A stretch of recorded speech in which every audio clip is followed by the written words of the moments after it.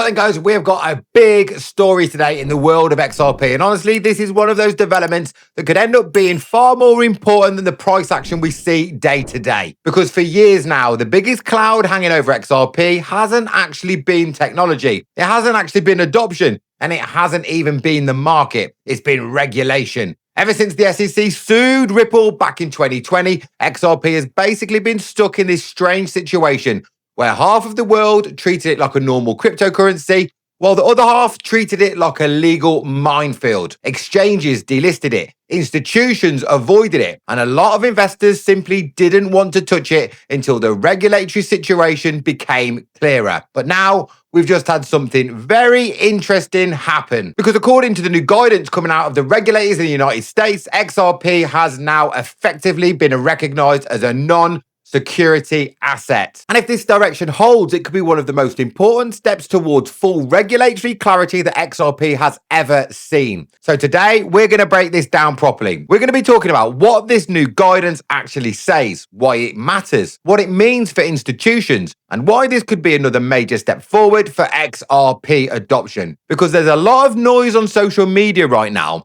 Because once you strip away the hype and look at the facts, the story is actually very interesting. So, let's get into it.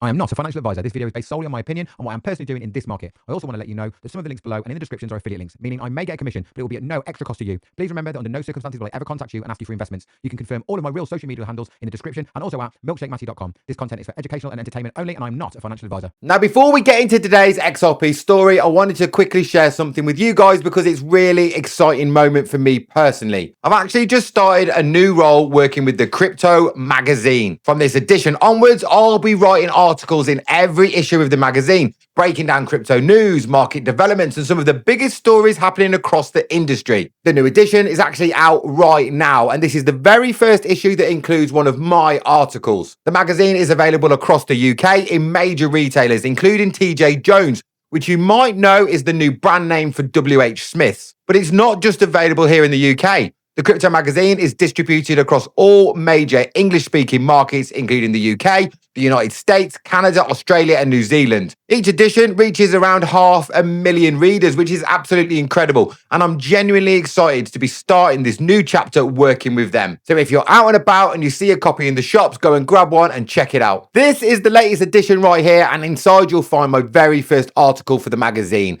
It's a really cool moment for me, and I'm very grateful for the opportunity. Right, with that said, let's get into today's XRP story. To understand why this story matters, we have to rewind the clock. Back in December 2020, the SEC filed a lawsuit against Ripple, and their argument was very simple. They claimed Ripple had raised $1.3 billion by selling XRP as an unregistered security. Now, if that accusation had stuck completely, it would have been catastrophic, because it would mean XRP wasn't just a cryptocurrency. It would mean XRP was legally classified as a security similar to a stock. And if that had happened, exchanges would have needed securities licenses to list it. Most platforms simply wouldn't have been able to offer it, which is why when we saw the lawsuit dropped, we saw many US exchanges immediately delist XRP. And the market reacted badly. For years, XRP holders lived under that uncertainty.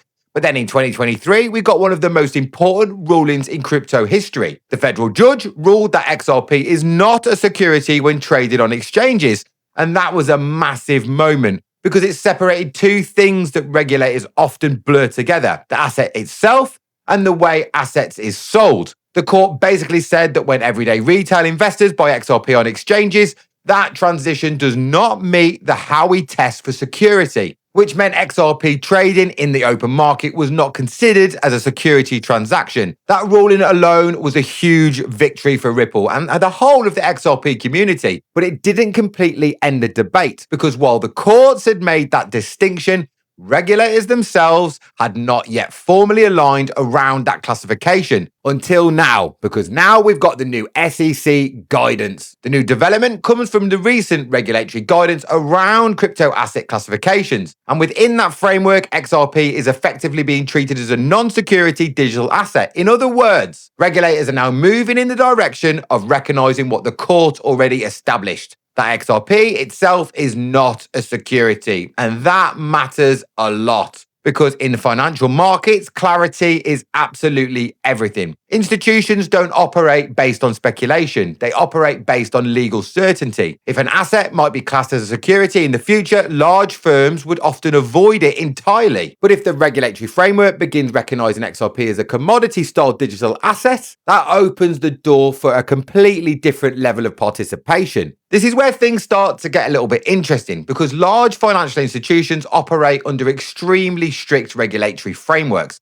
Banks, hedge funds, asset managers, payment networks, all of them need absolute clarity about what they're allowed to hold, trade, and offer to clients. If an asset might be a security, that introduces a huge amount of compliance risk, which is one of the reasons many large players stayed on the sidelines during the Ripple lawsuit. But once regulatory clarity begins to emerge, suddenly the door opens. And that's why developments like this matter, because it removes friction. And if there's one thing we've learned in financial markets, capital flows towards clarity and opportunity. Now, something else that's important to understand here is what XRP was actually designed to do. Ripple never positioned XRP as a speculative token. From day one, their goal was to build infrastructure for global payments, specifically cross-border settlement. The current system for international payments still relies heavily on networks like SWIFT. Transfers can take days. They involve multiple intermediary banks, and they often come with large fees. Ripple's technology aims to change that.